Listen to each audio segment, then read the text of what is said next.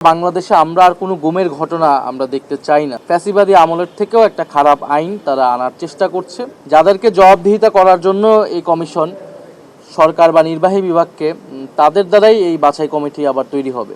আমাদের আজকের আলোচনায় একটা বড় কনসার্ন এসেছে যে আমরা দেখতে পাচ্ছি যে আগামী কালকে যে অধিবেশন শুরু হতে যাচ্ছে সেখানে জাতীয় মানবাধিকার কমিশন আইন সেটার খসড়া সেটার বিল উত্থাপন হবে এবং পর্যায়ক্রমে গুমের আইন সহ আরও কয়েকটি গুরুত্বপূর্ণ অধ্যাদেশ অন্তর্বর্তী সরকারের করে যাওয়া অধ্যাদেশ যেগুলো এই সরকার এসে ল্যাপস করেছিল প্রথম অধিবেশনে, সেগুলো তারা নিয়ে আসছে। তো এই বিষয়ে আমাদের বক্তব্য হচ্ছে, আমরা তখনই বলেছিলাম প্রথম অধিবেশনে যে এই অধ্যাদেশগুলো ল্যাপস না করার জন্য যদি কোনো পরিবর্তন প্রয়োজন হয় সেটাকে আইনে পরিণত করা এবং কোনো পরিবর্তন বা সংশোধন প্রয়োজন হলে সেটা আলোচনা সাপেক্ষে পরবর্তীতে আমরা এটা করতে পারবো।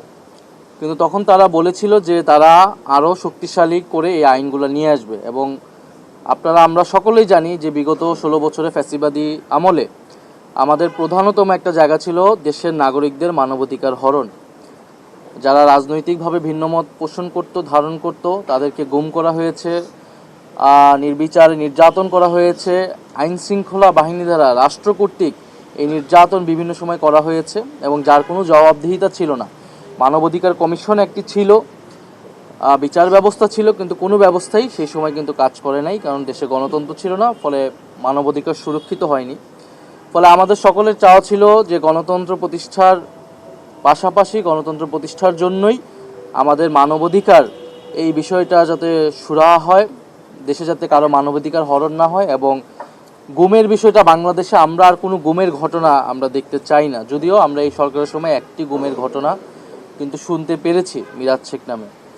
এখন আপনারা জানেন যে অলরেডি সেই খসড়া মন্ত্রিপরিষদে যেটা আলোচনা হয়েছে সেটা কিন্তু সামনে এসেছে, পত্রপত্রিকায় এসেছে যে আগের থেকেও দুর্বলতর আইন হিসেবে 2009 সালের যে আইন ছিল মানবাধিকার কমিশনের, তার থেকেও দুর্বল হিসেবে একটা আইন এর খসড়া নিয়ে আসা হচ্ছে।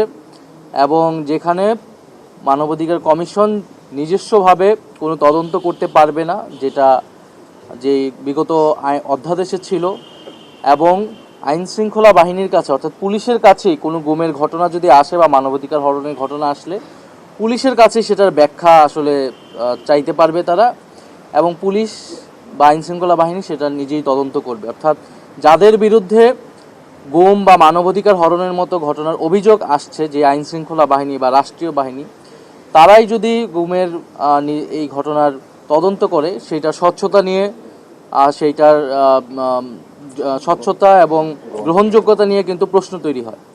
ফলে এই যে আইনটি করা হচ্ছে বা খসড়া আনা হচ্ছে, এটা খুবই পরিকল্পিতভাবে দেশে আগের থেকেও, তার মানে বোঝা যাচ্ছে যে মানবাধিকার হরণ হতে পারে, হবে, এবং সরকার কোনো রাষ্ট্রীয় বাহিনীকে দিয়ে এটা করাবে এবং কোনো ধরনের জবাবদিহিতা যাতে নিশ্চিত করা না হয়, এই কারণে তারা এরকম একটা আইন আসলে করতে যাচ্ছে।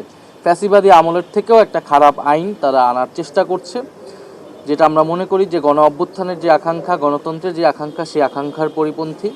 গুমের আইনকেও তারা এরকম দুর্বলতর করে হিসেবে আনছে। পাশাপাশি মানবাধিকার কমিশনের যে বাছাই কমিটি, মানবাধিকার কমিশন যেভাবে নির্ধারিত হবে সেটিও তারা সেখানে সরকারি মন্ত্রীদের প্রাধান্য দিয়ে একটা বাছাই কমিটি যেটা করছে, যেটাও নিরপেক্ষভাবে বাছাই করবে না।